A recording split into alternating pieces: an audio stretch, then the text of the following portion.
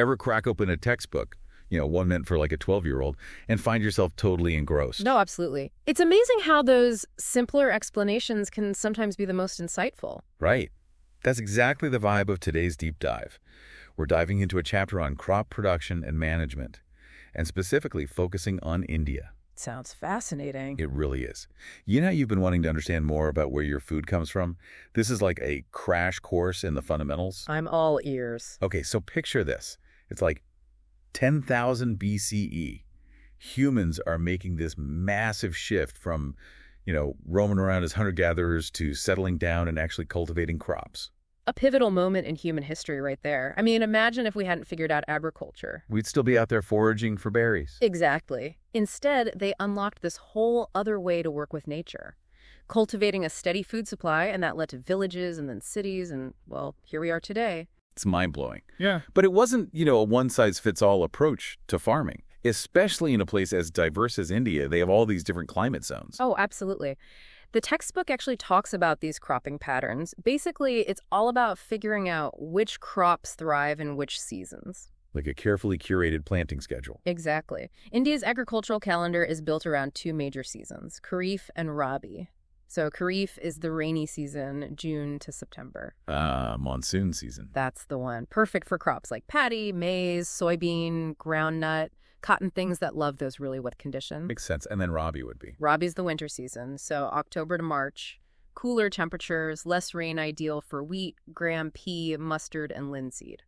So it seems like water availability is a huge determining factor in all of this. Absolutely. Our ancestors were incredibly observant. They picked up on the cyclical nature of rain and how it affected what could be grown when, and that understanding formed the basis of these cropping patterns. It's like this intricate dance between nature and human ingenuity. And speaking of a process, the textbook lays out 7 essential steps of crop production. It's like a recipe for successful agriculture. Okay, I'm intrigued. So first up, and this one seems pretty obvious, is preparing the soil. You'd think it'd be straightforward, right? Just stick the seeds in the ground. Right. But there's actually a lot more to it. There really is. This is where tilling or plowing comes in. It's all about loosening and turning the soil.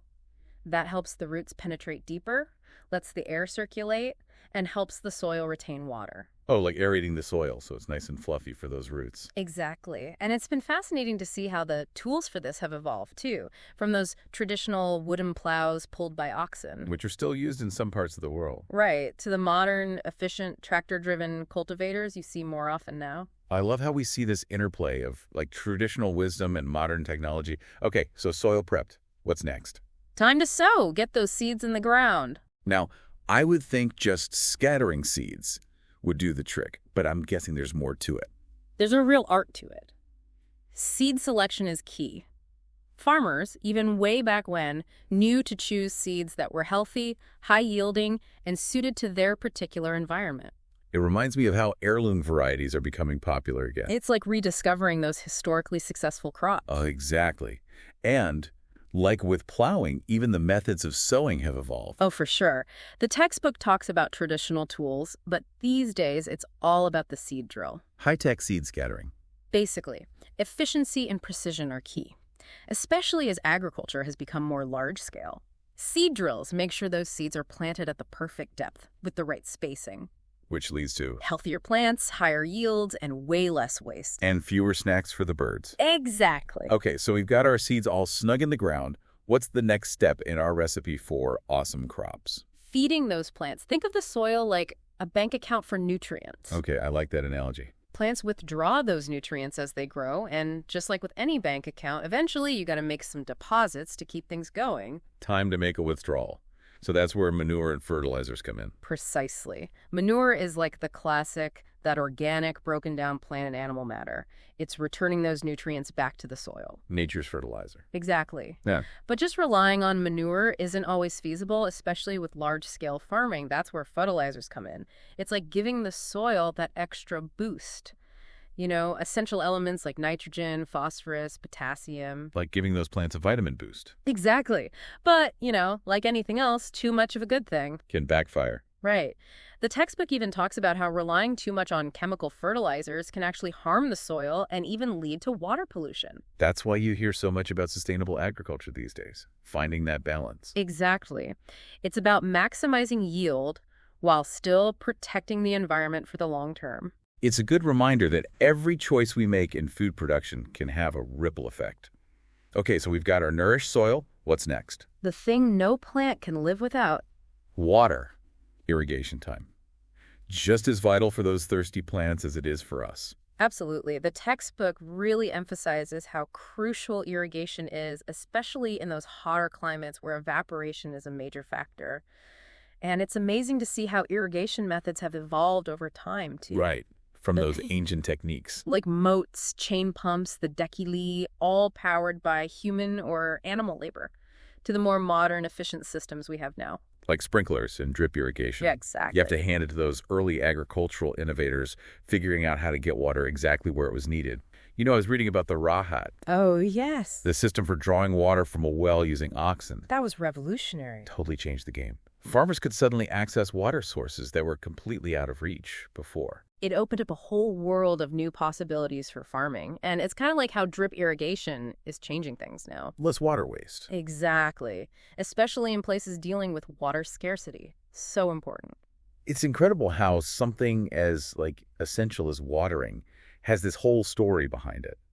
But even with all the soil, seeds, nutrients, water, our crops still have to deal with some uninvited guests. Ah, yes. Weeds. Those tenacious little things pop up everywhere. They're constantly competing for those same resources, stealing sunlight, water, nutrients. It's a battle as old as time. And just like with everything else, there are traditional ways to deal with them, and then there are more modern methods.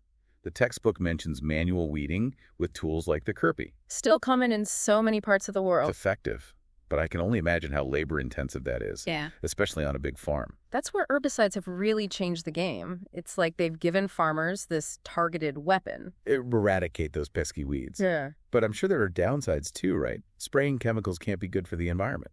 You're right to be cautious. The textbook talks about the potential risks of using herbicides too much, both for the environment and the farmer's health. It's all about balance. Right.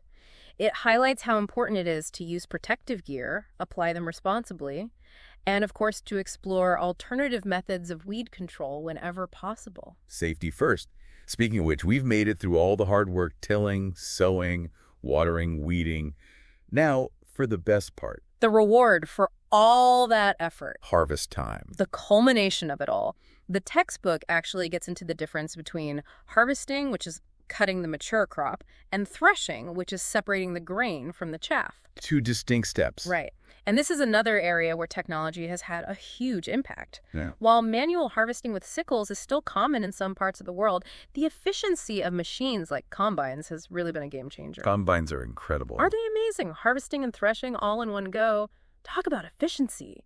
It really makes you think about the trade-offs, though. I mean, it's incredible how we can now harvest these huge fields so efficiently, but it does make you wonder about the impact on small-scale farmers and whether we're losing some of that traditional knowledge. exactly. It's finding that balance, right?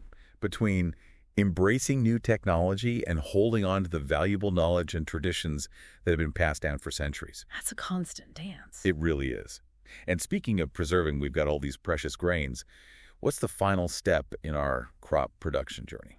Making sure those yields are protected, storage, keeping those grains safe from moisture, pests, all the elements. It's crucial. It's actually amazing how much goes into it. Right. The textbook mentions traditional methods like storing grains in those big jute bags or metal bins. And then there are more natural insect repellents, like using dried neem leaves. So clever. Right. And of course, we can't forget those massive storage solutions, the silos and granaries. Essential for protecting those vital reserves. Exactly. Each of these 7 steps, from prepping the soil to storing the final harvest, is a critical part of crop production. It's a delicate dance. It really is. And as we face new challenges like climate change and a growing population, it's a dance that's constantly evolving. And there's another whole side to food production, right? It's not just about those crops. You're right. We've been so focused on plants, it's easy to forget about the other half of the equation, food from animals. Exactly. The textbook touches on this briefly. Animal husbandry. It's like farming, but with animals instead of plants. And it's fascinating how these two systems really developed alongside each other. It's totally interconnected. Like the crops we grow often feed the animals, and then those animals become our food, providing things like meat, dairy, eggs. Exactly. It really highlights how interconnected the whole system is. Food production isn't just about isolated practices, it's about this whole delicate balance within an ecosystem. This deep dive is really making me think about the whole journey our food takes from the farm to my plate. It's easy to take it for granted. Right.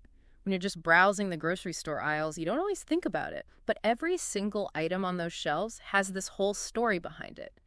Countless people, intricate processes, a deep understanding of the natural world.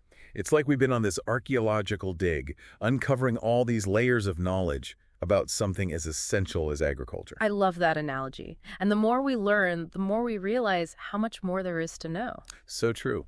From those ancient techniques for tilling and irrigation to the high-tech machinery used today, seed drills, combines, it's incredible how much human ingenuity has gone into this one basic need. And it's still evolving. As we face those new challenges like climate change, a growing global population, farmers and innovators are coming up with new solutions all the time. Trying to find that balance between tradition and innovation, honoring those old ways while still embracing the possibilities of the future. Exactly. And a crucial part of that, I think, is us, the consumers. We're part of that equation too.